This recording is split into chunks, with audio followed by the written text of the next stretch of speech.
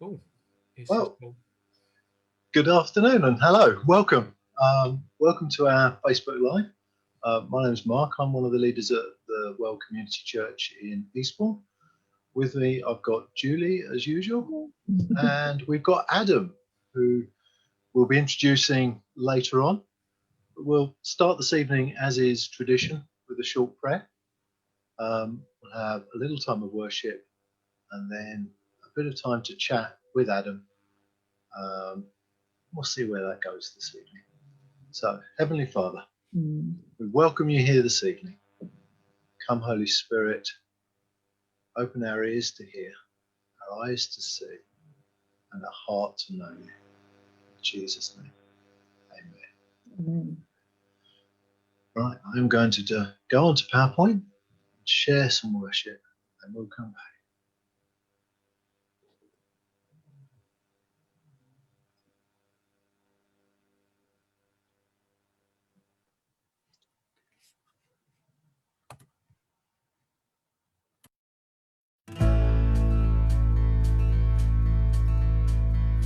In my wrestling, in my doubts, in my failures, you won't walk out. Your great love will lead me through. You are the peace in my troubled sea. Oh, you are the peace in my troubled sea.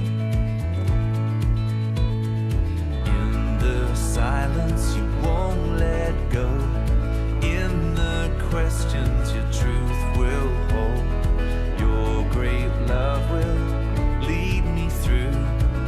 You are the peace in my troubled sea. Oh, you are the peace in my troubled sea.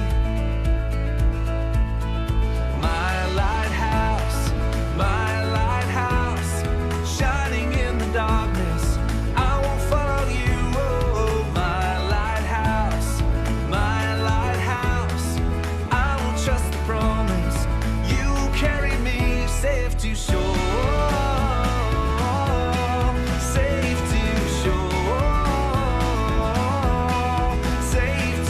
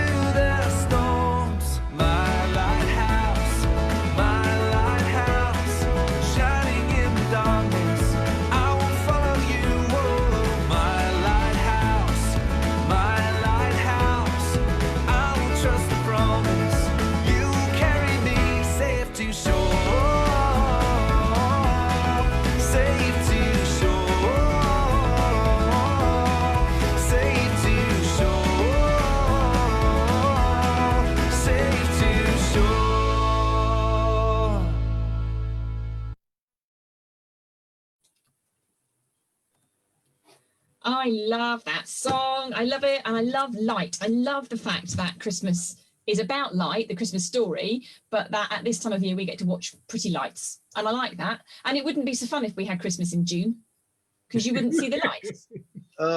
Yes. Exactly. See? Because lights shine brightest in the darkness, don't they? And that's the whole point. I like it. Yes, they do. Yes, they do. So, Julie, can you introduce us to Adam, please? I can indeed. Hi, Adam. It's lovely to have you with us. So this is Adam Pitt, and I'll let him introduce himself. So, Ad, tell us a little bit about who you are, and we love to hear a little bit about how people began their adventure with Jesus. Okay. So, do I start with who I am now, or who I was then? Do that one first, yeah. So now, I am Reverend Adam Pitt. I am the vicar of Poulton Benefice, which is 3 churches in the southwest. So Poulton, High Littleton, and Farrington Gurney, which is a role that I started at the beginning of April, just as all the churches were closed. So it's been a interesting first posting as a vicar. So it's been a fascinating and creative journey of what do you do when your whole job is to gather people together for worship and you are not allowed to gather people together.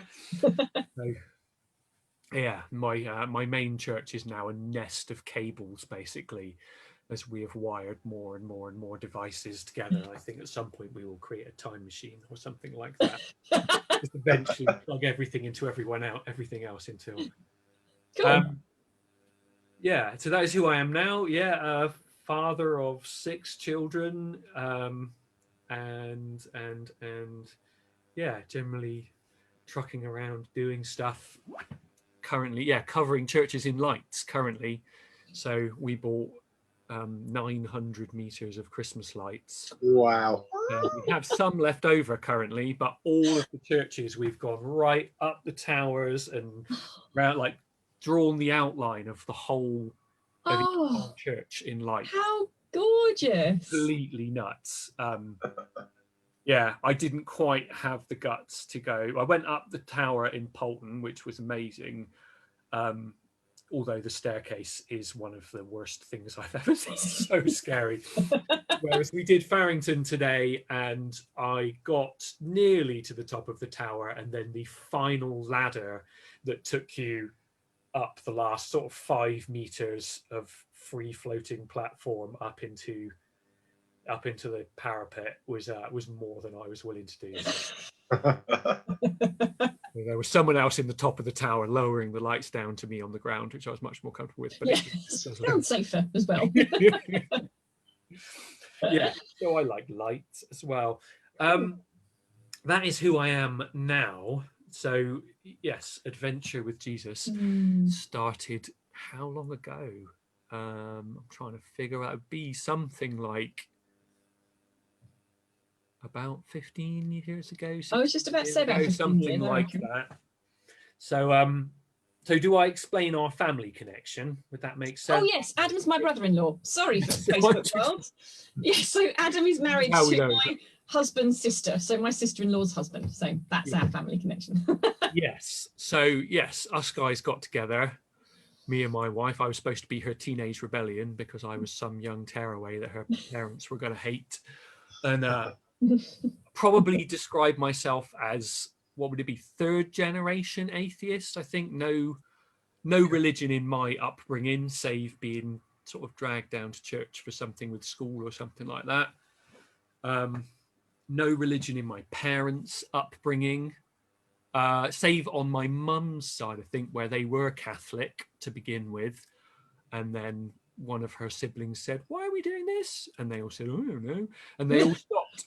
Just like parents and everybody stopped going. They didn't know why they were going to church, so they just stopped going, which there's a certain degree of honesty in that. Absolutely, yes. I like the integrity. You know why you're doing it, so you know.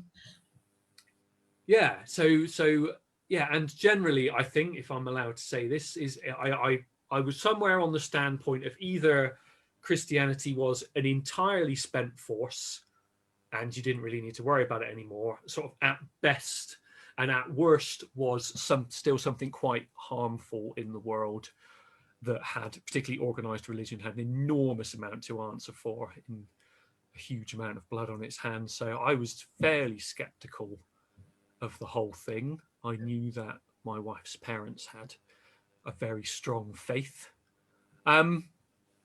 Yeah, and had studied sort of philosophy and stuff as a degree, philosophy and politics and various things like that, and was amazingly argumentative. Very, very, very argumentative. The whole, you don't have to kind of go into it, but if anyone's ever studied Derrida and you get into just like pulling things apart from the inside, so that's where my brain was at that point. Was I love to destroy ideas. I love to destroy people's ideas internally using their own flaws. Organized religion was just, terrible and blah, blah, blah.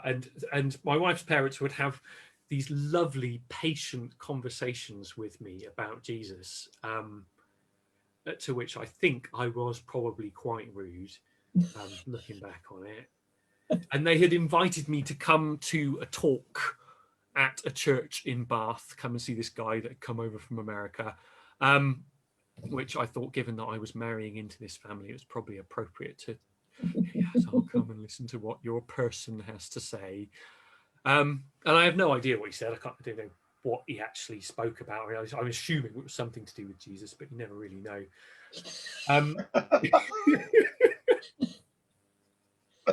I saw an absolutely crushing parody that someone sent me the other day of a modern worship song, where they got to the kind of middle 8 bit and realized they'd forgotten to mention Jesus.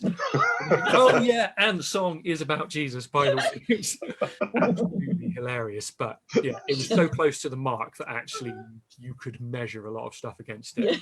But anyway, this guy gave his talk, and at the end he said that, if anybody wants to get out of their seat and come down for prayer, then they can.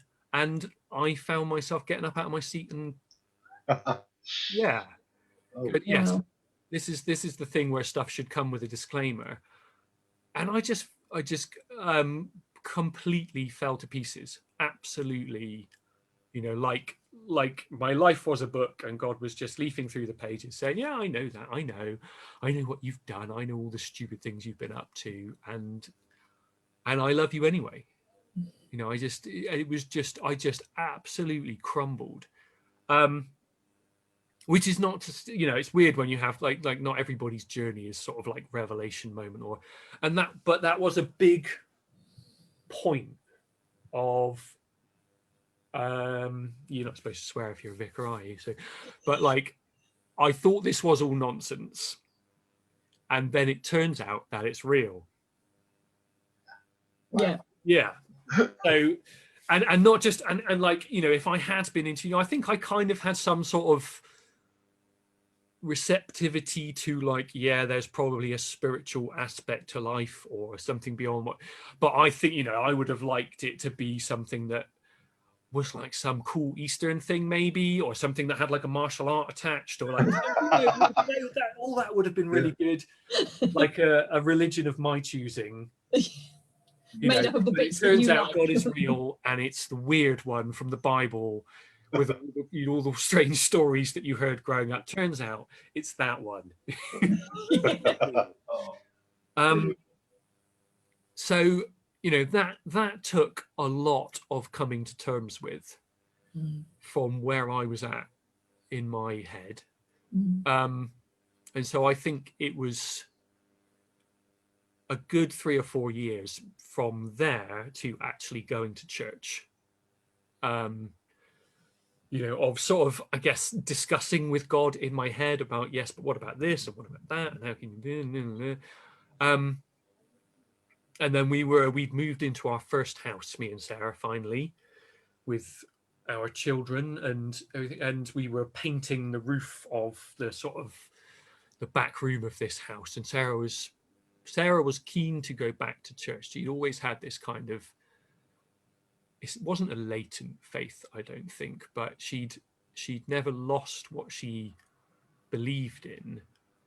what she had done was lost her belief in church, which again I think is perfectly reasonable. And but she was saying, why aren't you going to go to church? If you believe in God, why are you not going to? And I would reel off all my list of reasons for this, that, and the other. And she said, well, I think you're going to be a vicar, so I think you're going to have to start going to church, which is, Sarah's brilliant way of talking, where if you drop in a sort of prophetic bomb into the middle of a conversation.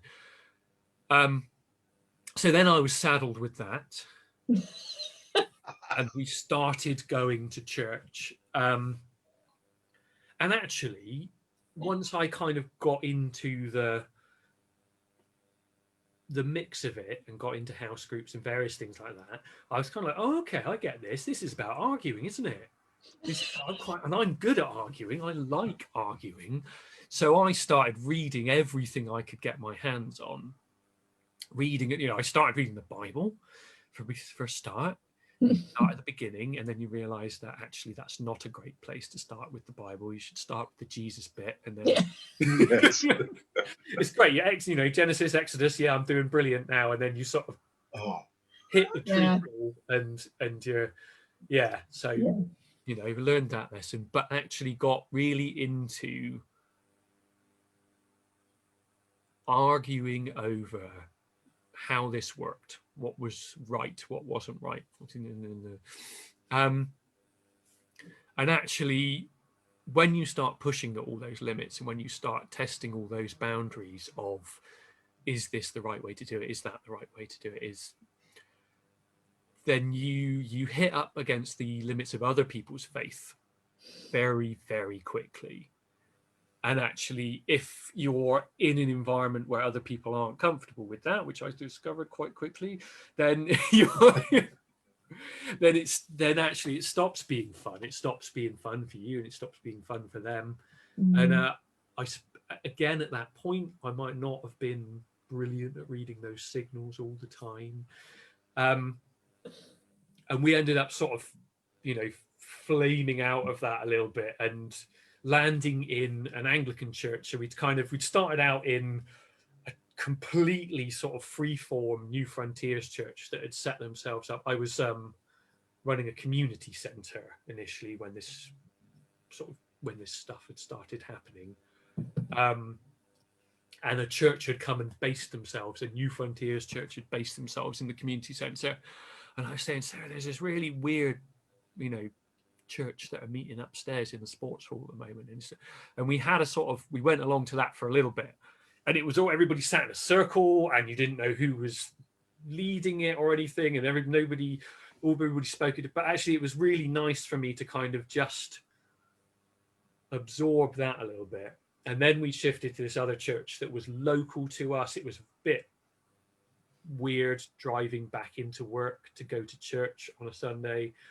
And so actually we started going, and then got into, energetic discussions. And eventually ended up at this kind of Anglican church evening service that was fairly local to us, that was being run in a youth centre. And so was a bit more freeform and a bit more open. But when I started talking to the vicar there, and I'm explaining, I'm really interested in this, I'm really interested in that, and he just said, well, we're just a way of doing it, we're and even within the Anglican Church, there's a huge sort of broad stroke, but we'll be saying, but we're just part of this whole, massive, all of, that it goes way beyond. And it was the first time I didn't explain that very well, but it's the first time I'd sort of realized that maybe this wasn't all about arguing. And that I was able to actually relax into understanding the story of what God had done without the framework of how a church might do it, or how people might do it, or what the important locus of your personal beliefs and affirmations were, or anything else, but actually understanding the relationship with God and with other Christians and things like that as something that was not founded in conflict, but founded in grace, if that makes more sense, if that's not too much jargon as well. Yeah, no, that's good. It's lovely. Which, you know, and that, so there was the sort of transformational moments of like realizing that God exists. That was one big one. Starting to go to church, which was a big sort of hurdle to get over, and then realizing that actually the faith and the relationship and all of that stuff is bigger than what we are doing as people. Yeah, There might be something beyond that. And so, there's so many threads to this, but essentially from that point, you know, we started kind of settling into that place a little bit. We'd gone to New Wine a couple of times because it was local to us. That'll be the big test if we ever go back now that it's not local. It was like half an hour down the road. It was easy. Yeah, we'd gone there a few times. I then started studying an evening course in theology because I thought I want to get a bit solid grounding in this. So I'd started studying it properly. And I'd started realizing with the work I was doing at the community centre, the more we were getting stuck into, the more we'd moved from kind of, you know, important but superficial stuff about doing nice things in people's lives and organising youth clubs and play schemes and those things into actually helping people get back into employment or that sort of, you know, helping. You realise as you unpick all of this stuff, it becomes a whole story of their lives and self-esteem and confidence and all this other stuff. And I began to realise that I didn't have confidence in the work that we were doing there anymore because I felt these people needed prayer, and I wasn't in a Christian organisation where I could do that. We were a completely secular charity, and I was like, actually, I don't think fundamentally what I'm doing here is going to work without prayer and without all this other stuff. And so I started applying for jobs in Christian organisations. And God works in weird ways, and I'm not going to attribute any of these various things to God in one way or another. And it's tragic and stupid and weird, the stuff that went on in our lives. But at the point that that stuff was going on, my 5-year-old daughter got diagnosed with type 1 diabetes. So she went into hospital with my wife and with our younger daughter, who was about 6 months old. She learned to crawl in hospital during the sort of 5 weeks they were in there. And in that time, I had been applying for a job in a Christian organisation as some, you know, as a sort of coordinator of stuff. So I was going to make the leap from the community centre into a Christian thing doing. And I was kind of in touch with them saying, we're having this family crisis, you know, this is going on at the same time, but I'd love to carry on through the interview process because, you know, this is really important to me. And they were really good about working with me on that. And eventually we got to the week of the interview. It was also the week that my daughter was coming home from hospital. My other daughter had learned to crawl there. And so obviously they had all picked up hospital-borne infections of sickness bugs. They came home, they brought that back to the family home. We all caught it. And so on the day of the interview for this job, I was being violently ill myself whilst also clearing up my other 4 children's at that point. And I had to phone these guys up and say, I am really, really sorry.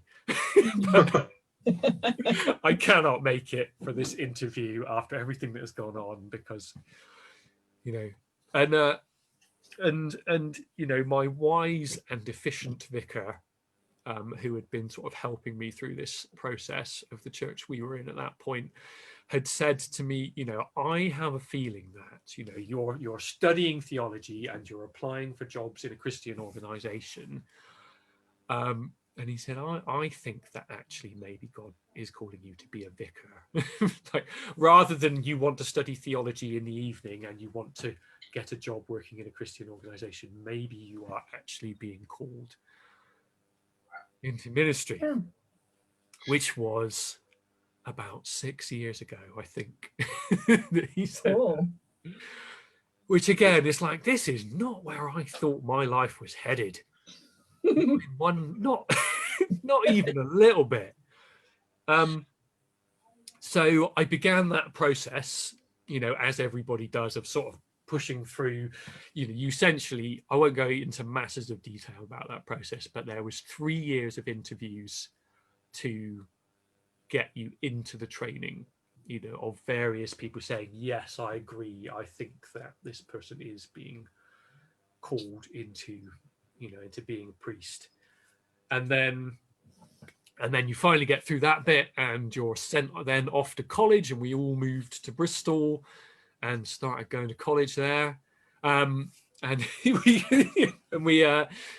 I had to do a master's in 2 years doing that.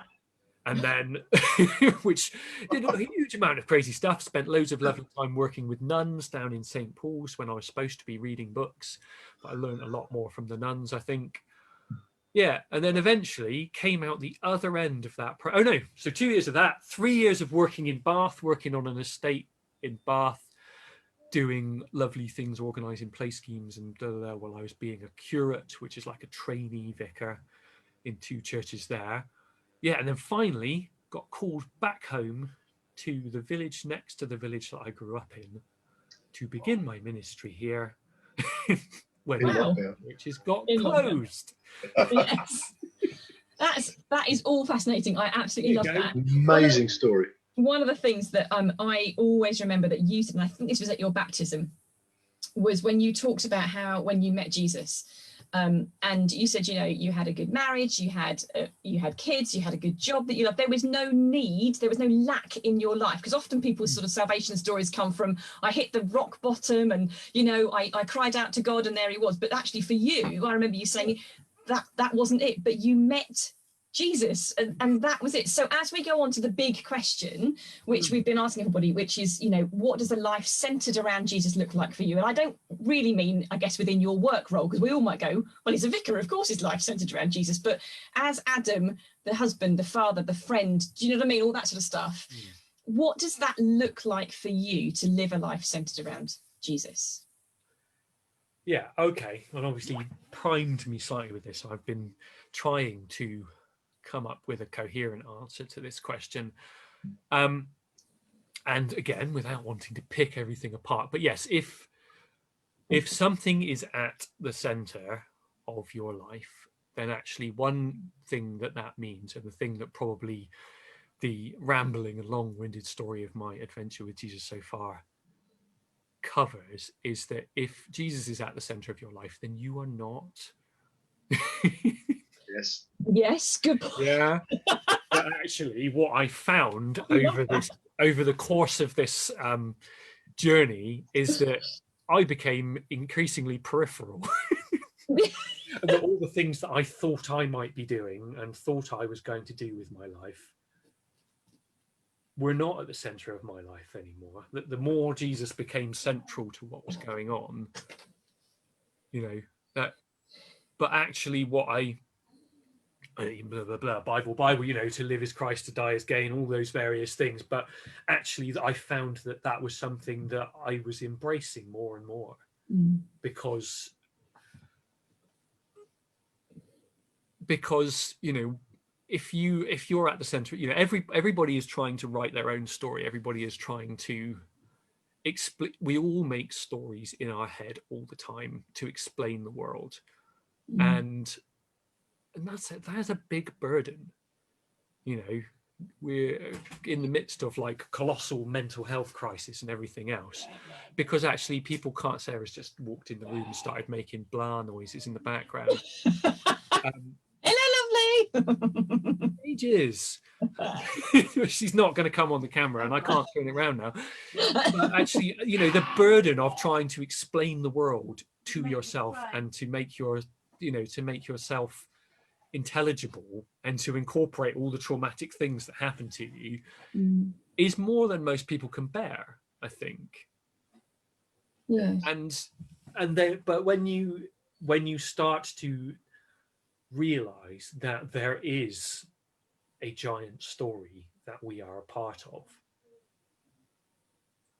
and that becomes the narrative of your existence, then you know, the yoke is easy, the burden is light. You're like, oh, okay, I get it. I'm not having to be at the center of my life. In fact, I'm not having to look miles off into the distance. I'm not having to make sense, you know.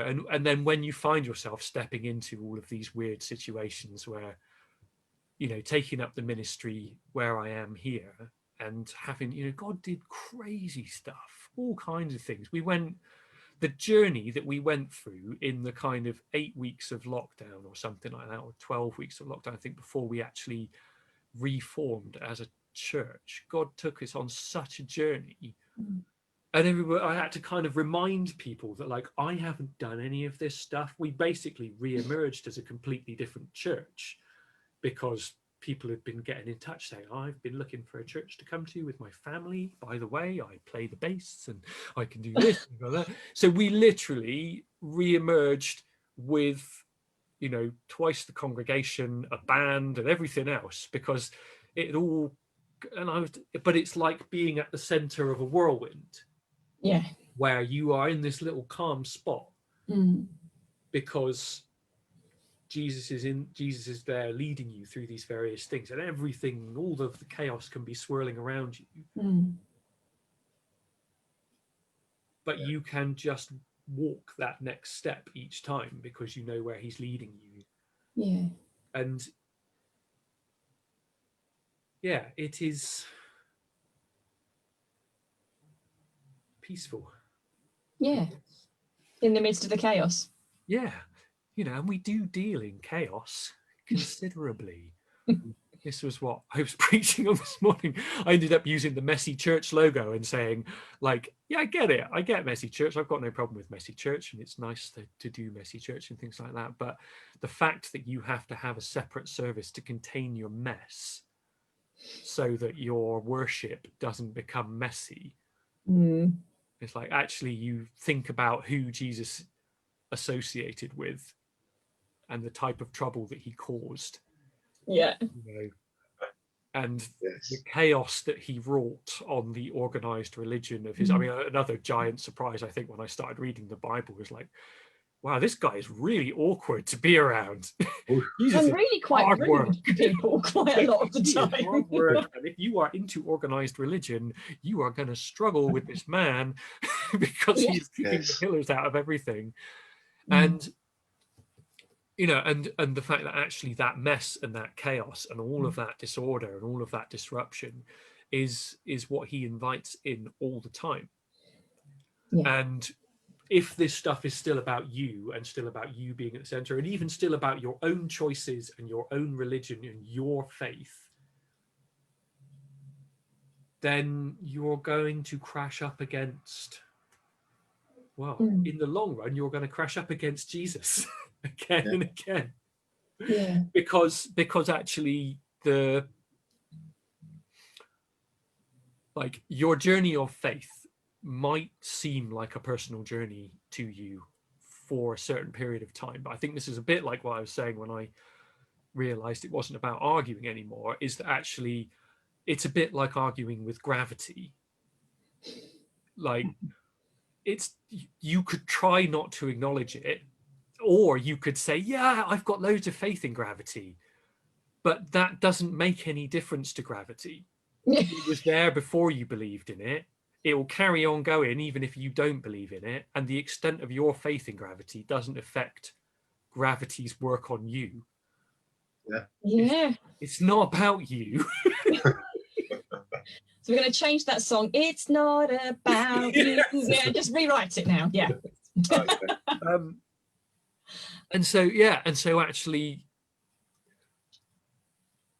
this was the kind of, I don't know, the thing that chimed with me with the organized religion stuff, you know, that actually, because all of that ends up being so much about people and what people like and what people do and how people think things should work. And you cannot have peace in the midst of all that chaos if those are the things you're holding on to. So yes, I think I would say a Jesus-centered life allows you to let go of being in control of your own existence, you know, like you ever were in the first place. those are the traumas that you get when you thought you were in control, and then you realize that you're not. Whereas actually with Jesus at the center of your life, you've already acknowledged that fact. And then, you know, it is for freedom that you have been set free. That is what he does. Yeah. You know. Yeah.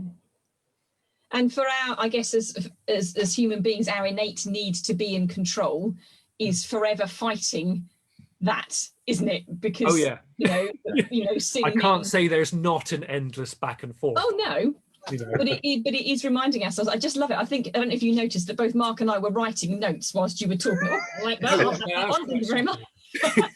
That's my next sermon sorted. Yeah. No, I'll send you. I love it. You started with, if Jesus is at the center of your life, then you're not. Yeah. That's it, isn't it? It's not like Jesus and me at the center. It's like, if I want my life centered around him, then he is the hub. That's it. And it can't be occupied by two people. So that has been dog as well. Profound. Yes. It's been amazing. No, all my sound bites are copyrighted. You can't use any of that stuff.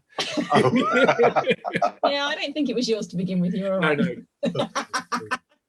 It's awful. I had a lovely compliment actually over the summer. When we weren't allowed to meet or sing in church, you were talking just before, Mark, about things that you missed, but actually singing together is the thing that I miss more than anything else. So much of my journey has been about music, I think, and so much of my life revolves around sound and music, and not being able to sing together, I think, has been the hardest thing about all of this. And so we just set up outdoors every Sunday over the summer. We bought some gazebos and got some PA stuff and got these musicians together that God had brought, and just worshipped out in the churchyard, you know. And it was a pain in the neck setting everything up every week, but it was so worth it. And then I just preached to whatever group of people had turned up, and there was a couple from the Methodist church that had come along, old couple, and she said, "I like your sermons, they're just the Bible." That's a really nice compliment, thank you. Yes. I'll take that. No anecdotes, no nonsense, no catchphrases, just the Bible. Yeah, it was always good enough before. Yeah, that's solid. You can't go too wrong with that. Yeah. Adam, I think we're probably nearly out of time. Thank you so much for joining us tonight. It's been an absolute pleasure. Don't go just yet. Mark, have you got anything you want to sum up with or finish with? There's so much there to unpick. I think I'm going to watch this back actually and make more notes. Adam, it's been a pleasure to meet you actually.